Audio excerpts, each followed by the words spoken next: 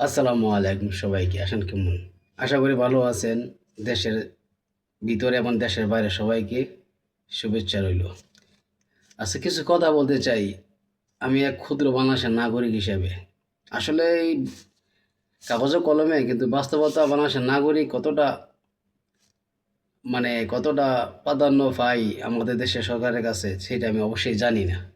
তারপরে কিছু কথা বলতে চাই।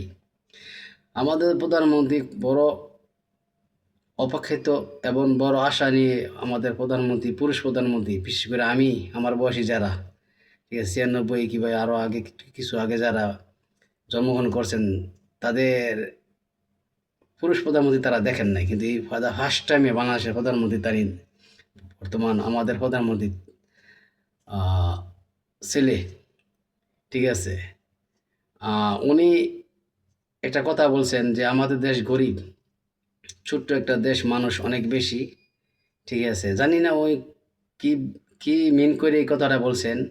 আবার এই এর ভিতরে প্রাকৃতিক দুর্যোগ, ঠিক আছে, কালবৈশাখী ঝড়।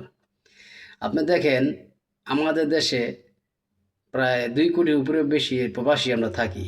আপনি দেখেন শ্রীলঙ্কার মতন একটা দেশ 2 কোটি মানুষ আছে কিনা জানি না, কিংবা মালয়েশিয়া, বিভিন্ন দেশে 2 কোটি মানুষ জনগণও নাই টোটাল মিলাইয়া, যা আমরা প্রবাসীরা অল বিশ্বের সিটি আছি।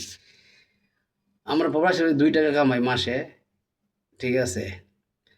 1 টাকা 90 পয়সা আমরা দেশে পাঠাই, আর 10 পয়সা আমরা নিজের জন্য রাখি। তাহলে কি আমরা কি দেশের জন্য বোঝা? আমি মনে করি না। আমার মা, আমার বাবা,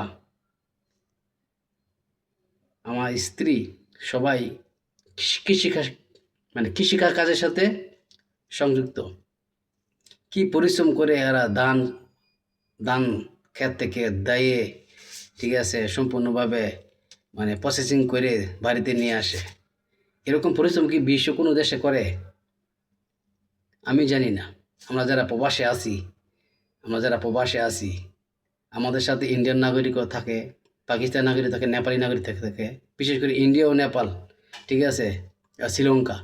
ওরা শতকরা 50% টাকা মদ খেয়ে উড়াই দেয়।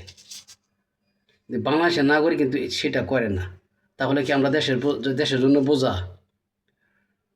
উত্তরে উত্তর হচ্ছে না, ঠিক আছে। আমাদের দুর্ভাগ্য, কারণ আমাদের যারা রাজনীতিবিদ, যারা দেশ চালাইছে এত এত বছর ধরে, সবাই দেশে টাকা বিদেশে লুটপাট করছে, ঠিক আছে।